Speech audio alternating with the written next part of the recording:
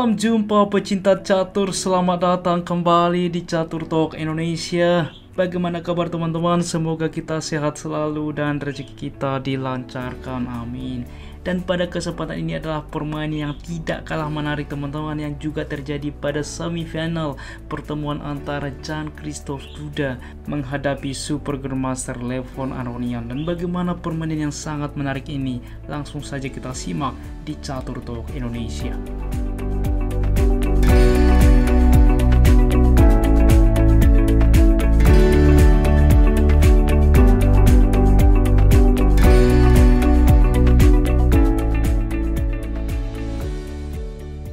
Baiklah teman-teman, di sini Jan Christoph Duda memelangkan dengan D4 dibalas D5 C4, lalu pion memukul pion sehingga di papan gambit menteri diterima. Dan bagaimana ke depan, kita akan melihat bagaimana Levon Aronian memainkan gambit menteri diterima dan bagaimana putih menghadapi gambit menteri diterima.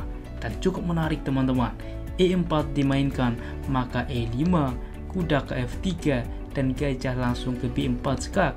Gajah menutup, langsung ditukarkan penyederhanaan. Menteri menerima, pion memukul pion, menteri memukul pion, dan percaya atau tidak, langsung juga pertukaran menteri. Dan inilah yang cukup menarik ke depan, kita akan menyaksikan dari game ini, di mana langsung juga menuju endgame.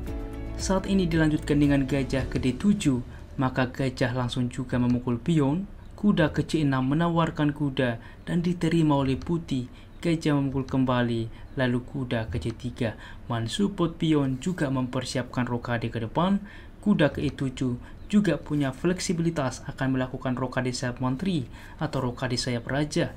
Pion ke F3 mensupport pion di masa depan, rokade sayap raja, lalu raja ke F2. Kita lihat di sini rokade secara manual juga sudah menghubungkan benteng satu sama lain. Yang jadi pertanyaan, kenapa tidak ke petak terang? Karena kita lihat bahwa gajah hitam ada di petak terang, sehingga cukup wajar tentunya ke petak gelap F2. Benteng F ke D8 menguasai file terbuka, benteng H ke D1 mengambil alih. Raja ke F8 dilanjutkan kuda ke E2, gajah ke A4 di mana mengancam benteng, lalu B3, gajah mundur ke E8, maka raja ke E3 saat ini. Advance ikut membantu permainan. C5 dimainkan, kuda ke F4, B6, lalu benteng ke C1. Dilanjutkan pertukaran benteng terjadi, lalu kuda ke C6. Lagi-lagi untuk advance ke depan, menempati petak strategis. Untuk itulah benteng ke D2 mencoba juga untuk melindungi pion-pion di baris kedua ke depan.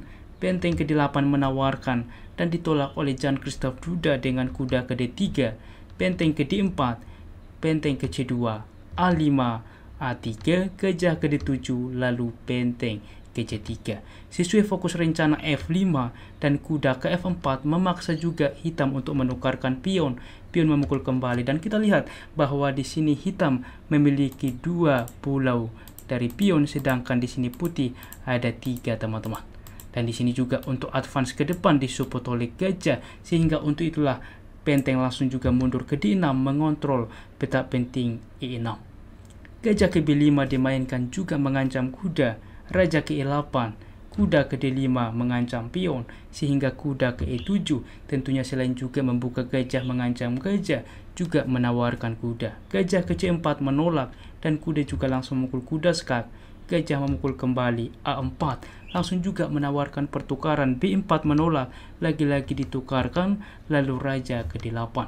Raja ke D4 saat ini, benteng ke G6 mengancam pion dan G3 simple, benteng ke H6. Dilanjutkan dengan H4, benteng ke G6, lalu raja ke C4. Karena apa? Pion ini sudah disupport oleh benteng tentunya. Dilanjutkan benteng ke F6 saat ini. E5 mengancam benteng, benteng ke G6, maka gajah ke E4 mengancam benteng, benteng ke G4, dan di sini raja ke D5. Di posisi ini bahwa pion melaju salah satu opsi, dipilih H5 mempersolid benteng, tetapi inilah sebuah kesalahan teman-teman. Dan benteng juga langsung ke E3 dari Jan Christoph Duda, dan ini pun posisi kembali sebanding. Dan coba teman-teman di dalam posisi ini, Anda pause video ini, kira-kira apa respon terbaik dari putih di dalam posisi seperti ini. Bagaimana teman-teman? Selamat bagi Anda yang bisa menemukan langkah itulah dengan gajah ke F3. Apa idenya? Apabila dicoba memukul pion G3 misalkan, masalahnya E6 sangat-sangat powerful teman-teman. Gajah ke B5 kita ambil, ada raja ke D6. Kita lihat ancaman skakmat beberapa langkah. Semisal disepelekan dengan G5 misalkan, maka E7 sangat kuat, raja ke E8, gajah memukul pion H5, dan percaya atau tidak ini skakmat. Oke, dan bagaimana jika di dalam posisi tidak memukul pion G3 tetapi memukul pion B4 misalkan? Masalahnya E6 juga sangat-sangat powerful. Saat ini kita ambil gajah ke E8, masalahnya raja ke D6 juga cukup kuat. Benteng ke D4 skak, ada gajah menutup teman-teman. Kita lihat ancaman skakmat dengan pion melaju. Tentunya memaksa benteng memukul gajah pertukaran, dan di dalam posisi kita lihat teman-teman, pion advance dan kualitas putih lebih baik, jelas putih sangat unggul. Namun rupanya kita kembali. Di dalam posisi ini Jan-Christophe Duda merespon dengan benteng ke E3, maka dilanjutkan raja ke E7, dan ini juga menjadi counter attack yang sangat kuat. E6 saat ini untuk juga memberikan pion. Karena percaya atau tidak teman-teman, di dalam posisi ini putih tidak punya pilihan. Apa yang harus dilakukan teman-teman? Kita lihat pion melaju dimakan saja oleh gajah, dan bagaimana jika benteng ke C3 misalkan kembali? Masalahnya di sini gajah ke E6 skak sangat kuat, di mana raja ke D4, gajah ke F5 memanfaatkan pinan, benteng kembali ke E3, maka ditukarkan saja dengan simple. Masalahnya A3 tak terhentikan promosi. Inilah yang menjadi poin utama keunggulan bagi hitam teman-teman. Untuk itulah kita kembali di dalam posisi seperti ini, dipilih memberikan pion E6 sehingga gajah menerima, raja ke E5 lalu G6 saat ini, benteng ke C3, gajah ke F5, gajah ke D5 lalu raja ke D8. Dilanjutkan B5 saat ini, gajah ke D7, raja ke D6, dilanjutkan benteng ke D4, benteng ke F3, gajah juga langsung memukul pion, benteng ke F8 skak, gajah menutup, dan disinilah salah satu posisi kritikal. Memang juga dengan ide langsung mengancam benteng raja ke E5, tetapi ini blunder teman-teman. Percaya atau tidak, untuk tetap sebanding bahwa benteng ke H8 dibahas juga secara live, salah satu opsi yang bisa dilakukan oleh Jan-Christophe Duda dengan ide apabila A3 ditelepon Aronian untuk mempromosikan pionnya, benteng ke H7 sangat kuat. Benteng ke A4 mencegah benteng ke depan untuk juga ke file A, di sini benteng ke B7 ke file B. Dengan ide raja ke C8, di sini benteng melakukan skak, ini akan bolak-balik. Apabila ke B8 tetap juga dilakukan skak. Kita lihat teman-teman, sehingga ini pun bisa dikatakan sebanding. Namun kita kembali. Namun rupanya di dalam posisi ini dipilih dengan raja ke E5, sehingga ini diketahui oleh Levon Aronian, dan ia benteng ke D2 simple, gajah ke C6, ada benteng ke E2 skak. Dilanjutkan raja ke D6, maka A3 saat ini mempromosikan pion, dan ini sangat sulit untuk dihentikan ke depan. Gajah saat ini memukul gajah pertukaran, lagi-lagi benteng ke F3 tentunya menolak karena pion ini akan promosi ke depan, raja ke C8. Yang menjadi keunggulan ke depan bagi hitam ada satu unggul pion teman-teman, di mana pion ini memang tidak bisa diselamatkan. Benteng memukul pion, raja ke B7. Di posisi ini bahwa benteng untuk melaju mencoba mengcounter attack dari sayap Montri, salah satu opsi di sini G4 dipilih, maka pertukaran terjadi. Memang juga untuk membuat struktur pion bertumpuk, di sini G3, benteng ke G4, benteng ke H8, maka pertukaran pion terjadi dengan raja terlebih dahulu ke D5, G2, pertukaran terjadi, benteng memukul pion, raja ke A6, dan ini cukup penting teman-teman, bagaimana ke depan pion ini akan disupport untuk promosi. Benteng ke A2 skak, raja ke B5, benteng ke A1, benteng ke A4, menawarkan benteng-benteng ke B1 skak, raja ke A5, raja ke C6, lalu benteng ke C4 skak. Kita lihat apabila juga raja advance, di sini pion juga akan melaju. Dicoba raja ke B7, maka B5, benteng ke A1 skak, dan ini sangat penting benteng menutup.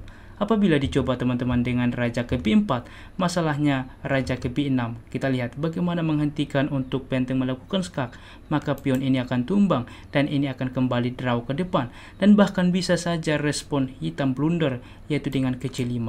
Mengapa ini blunder?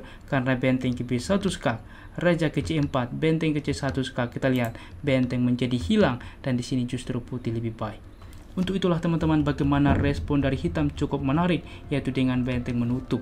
Dilanjutkan benteng ke H1, benteng ke A2, benteng ke H8, maka benteng ke G2, benteng ke A8 skak, raja ke B4, benteng ke A1 dan setelah raja ke C3. Di sini juga bahwa putih menyerah karena pion ini akan advance terus promosi. Semisal dilanjutkan benteng ke B1, tetap saja B4 dan kita lihat raja mendekat. Ini pun tak terhentikan promosi, di mana dipastikan akan promosi teman-teman, sehingga wajib ditukarkan, di mana pada akhirnya satu benteng bisa melakukan skakmat. Bagaimana teman-teman? Permainan yang sangat-sangat luar biasa, bagaimana endgame yang terjadi pada semifinal antara Jan-Christoph Duda menghadapi Levon Aronian, dan semoga permainan ini bermanfaat bagi kita dan menginspirasi bagi kita di dalam bermain catur selanjutnya. Sehingga berikut adalah hasil pada semifinal teman-teman, di mana WY mengalahkan Richard Rapport dengan 2,5 dan Levon Aronian mengalahkan Jan-Christoph Duda dengan poin 3-1. Sehingga Grandmaster dari Cina WY menghadapi Grandmaster Amerika Serikat Levon Aronian akan bertemu di final. Lagi-lagi tuliskan di kolom komentar siapa dukungan Anda untuk menjuarai turnamen ini. Baiklah teman-teman, demikianlah permainan hari ini, dan jika kalian suka dengan konten seperti ini, please like, komen, dan juga subscribe, dan sampai jumpa pada video-video menarik selanjutnya. Keep sharing and keep loving. Bye bye.